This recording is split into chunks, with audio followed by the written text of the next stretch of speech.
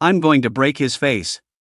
When Anthony Joshua said those words at a press conference weeks before the fight, it sounded like classic fight hype. Bold talk. Intimidation. Promotion. But by the end of Friday night, those words felt less like trash talk and more like a warning that went unheeded. The Netflix main event between Joshua and Jake Paul was never pretty.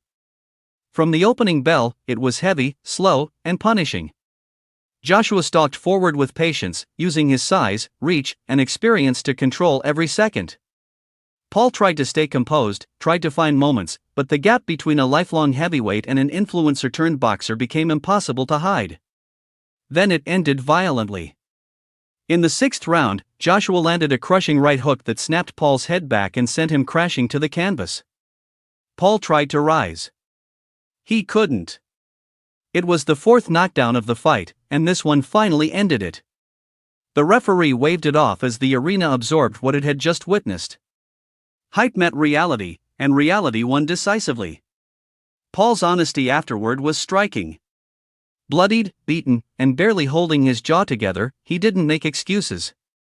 He admitted what everyone saw. He said he thought his jaw was broken. He gave Joshua his respect. He even smiled through the pain, calling it a clean beating from one of the best to ever do it. And somehow, even then, he talked about coming back for a world title. That statement turned out to be prophetic in a different way. After leaving the arena, Paul went straight to the University of Miami hospital.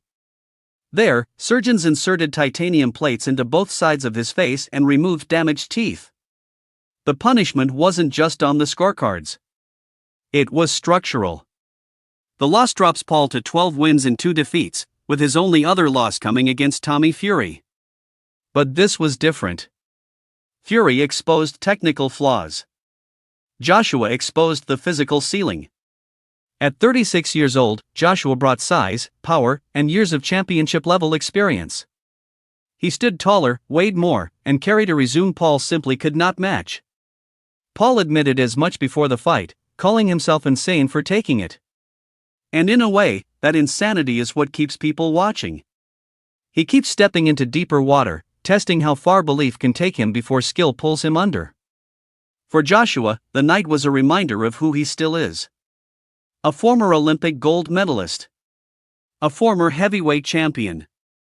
A professional who understands patience, timing, and how to finish when the moment arrives. He improved his record again, adding another knockout to his legacy without needing chaos or controversy. This fight wasn't about memes or moments. It was about consequences. Jake Paul chased legitimacy and found pain instead. Anthony Joshua promised damage and delivered it cleanly. The jaw may heal.